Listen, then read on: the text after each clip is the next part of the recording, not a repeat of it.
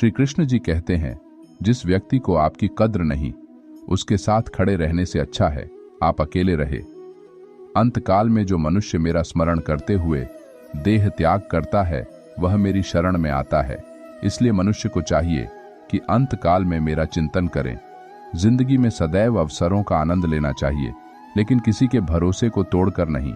इस संसार में मनुष्य किसी भी रूप में बड़ा नहीं होता, बल्कि मनुष्य के पीछे जो ताकत खड़ी होती है वो ज्यादा बड़ी होती है। मनुष्य अपने सच्चे हृदय से जो दान दे सकता है वह अपने हाथों से नहीं दे सकता, और मौन रहकर हम जो कह सकते हैं वह हम अपने शब्दों से नहीं कह सकते। जिस व्यक्ति के पास संतुष्टि नहीं है उसे कितना भी मिल जाए वह असंतुष्ट ही रहेगा।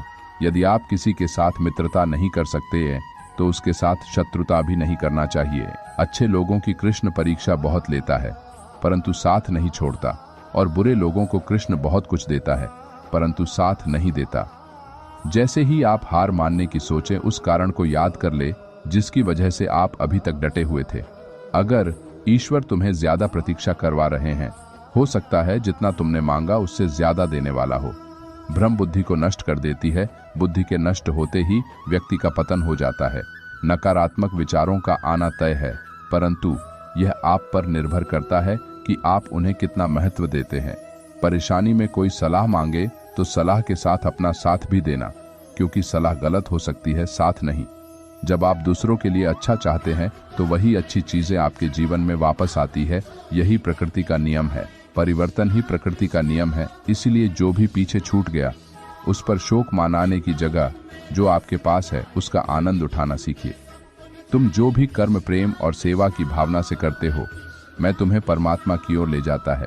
जिस क्रम में घृणा छुपी होती है वह परमात्मा से दूर ले जाता है। अच्छी चीजों के बारे में सोचें। हम वही बनते हैं जो हम सोचते हैं, इसलिए सकारात्मक बातें सोचें और खुश रहें। भगवान कृष्ण का प्रेम उनके साथ है जिनके मन और आत्मा में समर्पण है, जो इच्छा और क्रोध से मुक्त हैं। जो व्यक्ति अपने मन को काबू में नहीं रख सकता उनके लिए उनका मन किसी शत्रु के समान काम करता है। व्यक्ति जो चाहे बन सकता है यदि विश्वास के साथ इच्छा वाली वस्तु पर वो लगातार चिंता करे। जब हम स्वयं जीवन के शिल्पकार हैं तो चलो हम अपनी मुश्किलें को हराते हैं, जीवन में मुस्कुराते हैं। जो मन को नियंत्रित नहीं करते उनके लिए वह शत्रु के समान कार्य करता है। आत्मज्ञान की तलवार से काटकर अपने हृदय से अज्ञान के संदेह को अलग कर दो। अनुशासित रहो, उठो। मान अपमान, लाभ हानि, खुश हो जाना या दुखी हो जाना, यह सब मन की शरारत है। लोग आपके अपमान के बारे में हमेशा बात करेंगे। सम्मानित व्यक्ति के लिए अपमान मृत्यु से भी बदतर है। अगर तुम अपना कल्याण चाहते हो तो सभी उपदेशों, सभी धर्मों को छोड़कर मेरी शरण में आ जाओ। मैं तुम्हें मुक्ति प्रदान करूंगा। उससे मत डरो जो वास्तविक नहीं है, न कभी था न कभी होगा। जो वास्तविक है वो हमेशा था और उसे कभी नष्ट नहीं किया जा सकता। किसी और का काम पूर्णता से करने से कहीं अच्छा है कि अपना काम करें, भले ही उसे अपूर्णता से करना पड़े। मोहग्रस्त होकर अपने कर्तव्य पथ से हट जाना मूर्खता है, क्योंकि इससे न तो तुम्हें स्वर्ग की प्राप्ति होगी और ना ही तुम्हारी कीर्ति बढ़ेगी। ज्ञानी व्यक्ति को कर्म के प्रतिफल की अपेक्षा कर रहे। अज्ञानी व्यक्ति के दिमाग को अस्थिर नहीं करना चाहिए। यदि आप किसी के साथ मित्रता नहीं कर सकते हैं तो उसके साथ शत्रुता भी नहीं करना चाहिए। मन अशांत हो तो उसे नियंत्रित करना कठिन है, लेकिन अभ्यास से इसे वश में किया जा सकता है, जिसे तुम अपना समझकर मग्न हो रहे हो। बस यही प्रसन्नता तुम्हारे दुखों का कारण है। अमीर बनने के लिए एक एक क्षण संग्रह करना पड़ता है, किंतु अमर बनने के लिए एक एक कण बांटना पड़ता है। कृष्ण ने दुष्टों को भी अपनी गलती सुधारने का मौका दिया, क्योंकि वो किसी मनुष्य को नहीं, उसके अंदर के बुराई को मारना चाहते थे। बुद्धिमान व्यक्ति को समाज कल्याण के लिए बिना आसक्ति के काम करना चाहिए। ज्ञानी व्यक्ति को कर्म के प्रतिफल की अपेक्षा कर रहे अज्ञानी व्यक्ति के दिमाग को अस्थिर नहीं करना चाहिए।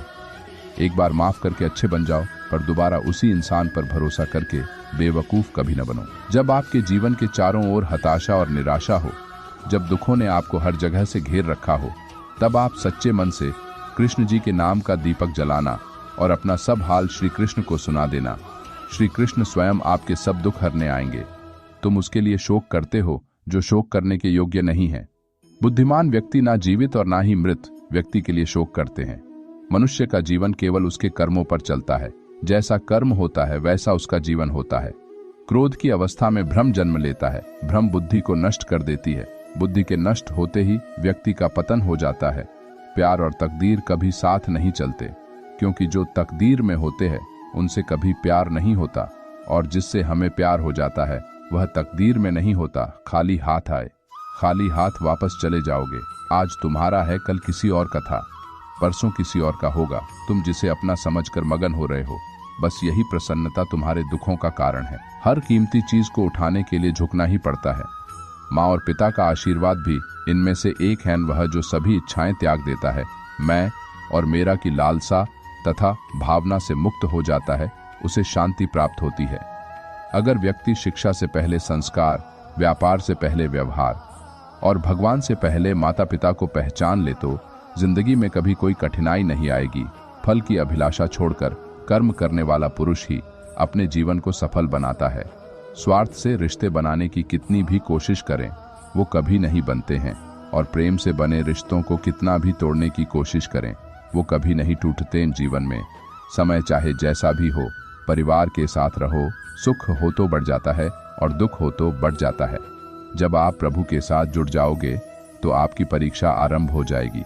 कुछ लोग इसे दुख समझते हैं तो कुछ लोग प्रभु की कृपा बुरे कर्म करने नहीं पड़ते हो जाते हैं और अच्छे कर्म होते नहीं करने पड़ते हैं। अहंकार मत कर किसी को कुछ भी देकर, क्या पता तू दे रहा है या पिछले जन्म का कर्जा चुका रहा है। प्रेम और आस्था दोनों पर किसी का जोर नहीं, ये मन जहां लग जाए वही ईश्वर नजर आता है। जीवन में आधे दुख इस कारण जन्म लेते हैं क्योंकि हमारी आशाएं बड़ी होती है।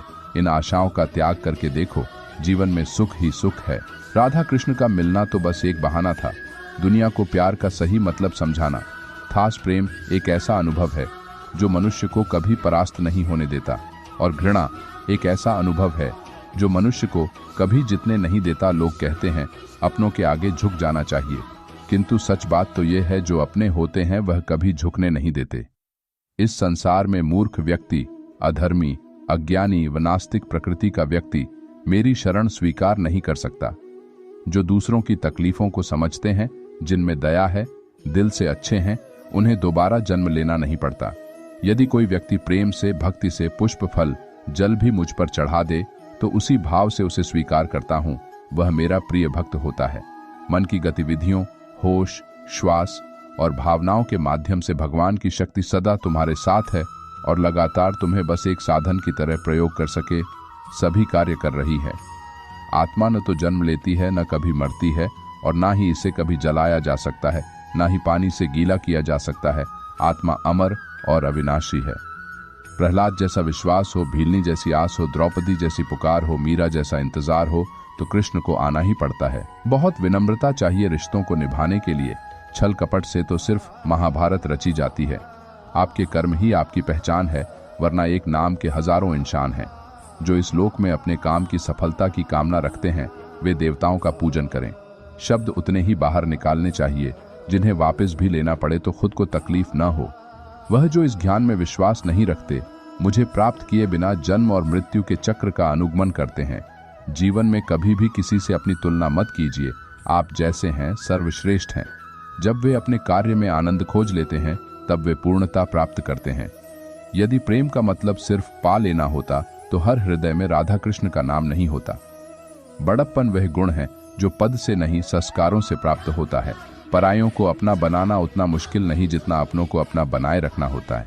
हमेशा छोटी छोटी गलतियों से बचने की कोशिश किया करो, क्योंकि इंसान पहाड़ों से नहीं पत्थरों से ठोकर खाता है। जो हुआ अच्छा हुआ, जो होगा अच्छा होगा। स्वयं को मुझ पर छोड़ दो, अपने कर्म पर ध्यान दो। कर्म ऐसा जो स्वार्थ रहित, पाप रहित हो। दिव्यता केवल शक्तिशाली होने में नहीं, बल्कि वास्तविक दिव्यता दूसरों में शक्ति जागृत करने में है। इस भौतिक संसार का यह नियम है, जो वस्तु उत्पन्न होती है, कुछ काल तक रहती है, अंत में लुप्त हो जाती है। चाहे वे शरीर हो, फल हो। रिश्तों को निभाने के लिए वक़्त निकालिए।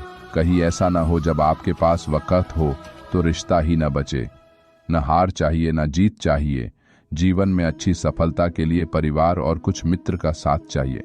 कृष्ण कहते हैं, जैसे प्राणी अपने पुराने कपड़ों उतार कर फेंक देता है, नए को धारण करता है, उसी प्रकार यह आत्मा पुराने शरीर से त्याग करके नया शरीर प्राप्त करती है। दुष्ट लोग अगर समझाने मात्र से समझ जाते तो यकीन मानो महाभारत कभी ना होता। जो अपने मन पर नियंत्रण नहीं रखता वह स्वयं का शत्रु बनता जाता है। श्री कृष्ण जी कहते हैं, हे अर्जुन, मैं भूत, वर्तमान और भविष्य के सभी प्राणियों को जानता हूं, किंतु वास्तविकता में कोई मुझे नहीं जानता।